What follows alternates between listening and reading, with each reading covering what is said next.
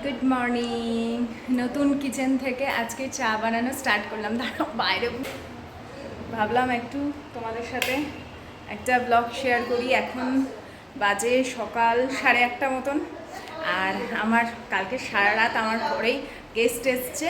আমরা সারা রাত একসঙ্গে খাওয়া দাওয়া, তারপরে সারা রাত এই একটা ঘরে সবাই মিলে ছিলাম আমরা কালকে রাতে।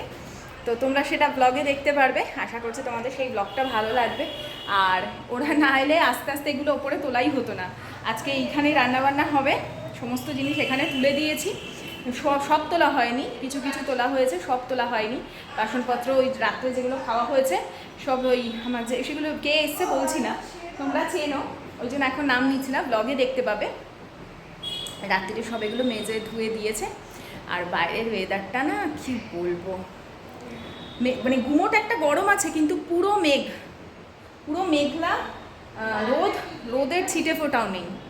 তো আমার এই কিচেনে এই মেঘলা হলেও কি হবে, তোমার আলো জ্বালাবার কোনো প্রয়োজন হয় না। কিন্তু যেহেতু আমি ব্লগিং করি, আমার তো আলো জ্বালাতেই হবে। তো এই হচ্ছে ব্যাপার। চলো,